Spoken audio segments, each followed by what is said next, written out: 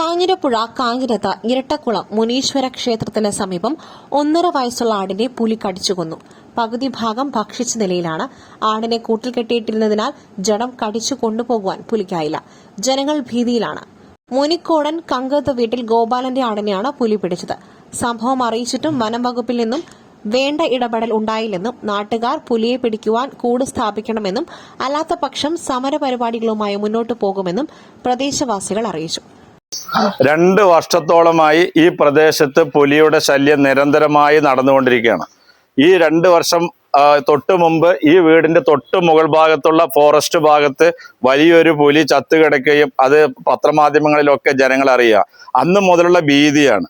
ഇപ്പൊ നിരന്തരമായി പുലി വരുന്നു. പുലി 100 കണക്കിന് വീടുകൾ താമസിക്കുന്ന സ്ഥലമാണ് അവിടെ. ഇപ്പൊ ഇന്നലെ രാത്രി ഏത് സമയത്താണെന്നറിയില്ല, രാവിലെ 6 മണിയായാൽ പോലും പുലികൾ ഇറങ്ങി ഇവിടെ വീടിനും സ്വത്തിനും അതുപോലെ തന്നെ ആളുകൾക്കും ഉപദ്രവകരമായി മാറിയിരിക്കുകയാണ്. ഈ പുലിയെ പിടിക്കണം, കാരണം വലിയ പുലിയാണ് എന്നുള്ളതാണ് ഇപ്പൊ കണ്ടിരിക്കുന്നത്. ഈ ആടിന്റെ ശവം കണ്ടു കഴിഞ്ഞാൽ തന്നെ നമുക്ക് മനസ്സിലാക്കും, ഇത് ആളുകളെ കണ്ടു കഴിഞ്ഞാൽ ഇത് നിരന്തരമായി ഈ തൊട്ട് മുകളിലുള്ള പൂഞ്ചോല റോഡിലൂടെ ജനങ്ങൾ നിരന്തരമായി നടന്നുകൊണ്ടിരിക്കുന്നതാണ്. അപ്പൊ കുറച്ചു കാലമായിട്ട് പുലിയുടെ ശല്യം ഈ പ്രദേശത്ത് ഏറ്റവും കൂടുതൽ ഉള്ളതുകൊണ്ട് ഈ പുലിയെ പിടിക്കുവാൻ സർക്കാർ അടിയന്തരമായി ഇടപെട്ടുകൊണ്ട് പുലിക്കൂട് സ്ഥാപിച്ചുകൊണ്ട് പുലിയെ പിടിക്കുന്നത് വരെയുള്ള ഈ പ്രദേശത്തെ ആളുകൾ സമരരംഗത്ത് ഇറങ്ങാൻ പോവുകയാണ്. അതിനു വേണ്ടിയുള്ള നടപടികളാണ് ഞങ്ങൾ പ്രതീക്ഷിക്കുന്നത്. രാവിലെ ക്ഷേത്രത്തിൽ ശുചീകരണ പ്രവർത്തനങ്ങൾക്ക് പോകുവാനും പേടിയുണ്ടെന്നും കഴിഞ്ഞ ദിവസം പുലിയെ കണ്ടതായും കല്യാണി അമ്മ പറഞ്ഞു. ഞാൻ കണ്ടു, 5:30 ഞാൻ അമ്പലത്തിൽ അടിക്കാൻ പോകുമ്പോ കണ്ടു. പുലി എന്നെ കണ്ടപ്പോ വിളക്ക് ഞാൻ ലൈറ്റ് ഇട്ട് പോയപ്പോ അങ്ങനെ ഓടുക ചെയ്ത്. ലൈറ്റിക്ക് വന്നിട്ടില്ല. ഞാൻ 5:30 പോവേ. ഞാൻ 5:30 പോകും.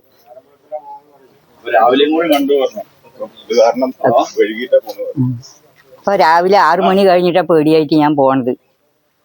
എനിക്ക് അവിടെ അടിച്ചു കഴിയണ്ട. എനിക്ക് കഞ്ഞിയാണ്. അതാ ആ കഞ്ഞി മുടക്കും എന്റെ ഭഗവാനി. എത്ര ആടുകളുണ്ട്?